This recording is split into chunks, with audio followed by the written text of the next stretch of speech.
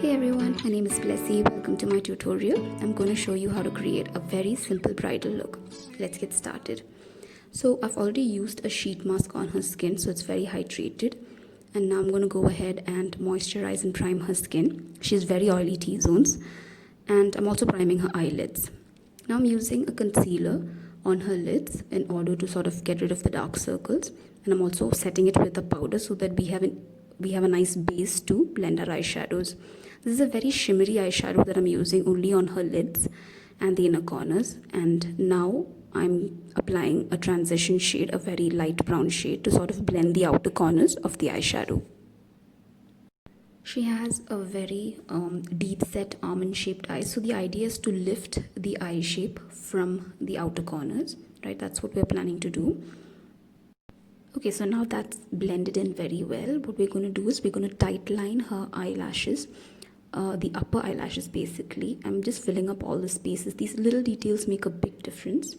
Right? I'm going over that with the liner, creating a tiny wing at the end, at the outer corners, right? After which I'm going to sort of apply a generous coat of waterproof mascara.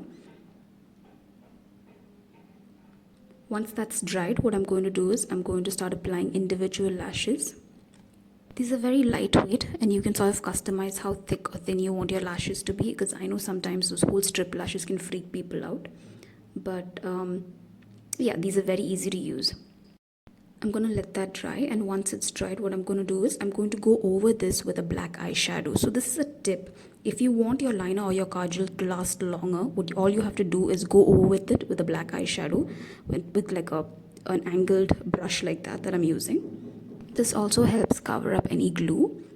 Now I'm using a flesh toned pencil inside her eyes. It makes the eyes appear bigger, right? And I'm going to go ahead and use a shimmery powder, highlighting powder, on her brow bones and the inner corners of her eyes. For the foundation, I'm using two shades, one that's her exact skin tone and one that's one shade lighter. I'm using a flat brush to apply the foundation on her skin. You see that I'm sort of avoiding the under eye area as of now. What I'll do is I'll go over that area once there's very little product left on the brush. What happens is if you apply too much foundation right under the eyes, it can tend to look cakey. Make sure you blend your foundation very well, right? And I'm going to go ahead and mix the lighter shade now and sort of concentrate it only in the only under the eye and in the mid portions where I want it to be a little more lighter. I'm going to go ahead and use a cream blush to give a very natural glow or a flush to her skin. And after that, I'm going to go ahead and slightly contour her cheekbones.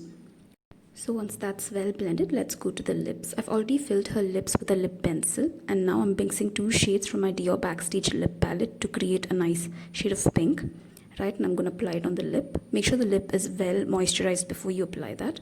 For those of you who have dry or flaky skin, just exfoliate your lip before you apply any lipstick. Apply a lip balm right after you do that, and then apply a lipstick. Now I'm taking a beauty blender and sort of blending the entire face, under the eye, wherever creases can fall, because we're going to start using powder products now, so we have to make sure there are no lines or creases that fall. Always take a step back and look at what you've done and make sure you've blended all the lines well. Now I'm going to go ahead and start powdering, right? I love the Laura Mercier powder. It doesn't change the color of the foundation. That's why I love this powder. I'm making sure that I powder the under the eyes, around the nose, wherever creases can fall very well. And I'm using a Hoola bronzer to just go over the contours and going over with a powder blush. I love this blush. It's called Melba by MAC. Whenever you apply powder products, make sure that you go with the least amount of product and then start building.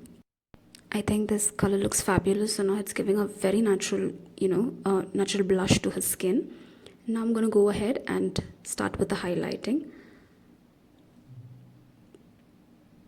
I'm using this very beautiful highlighter by Lancome. It just gives the most beautiful glow on the skin. And now I'm going to go to the brows. So brows are very personal. I believe that everybody has their own way of doing their brows. I concentrate the pigment mainly at the ends of the brows, as you can see. I'm just filling in the areas that are very sparse, right? And after that, I'm going to go ahead and set it with a brow gel. This pretty much brings us to the end of the tutorial. I'm going to go ahead, get our hair done, and let's see how the whole look has turned out. The bride is wearing this gorgeous gown from Ethereal. And for accessories, we have these beautiful crystal earrings and pale blue flowers that add a beautiful contrast to her hair color. I really hope you guys like this look. Hi, I'm Blessy Mary Chaco, the makeup artist. I really hope you enjoyed the video. Please do leave your comments below. I would really love to hear what you have to say. And do subscribe to our channel and keep watching. Bye.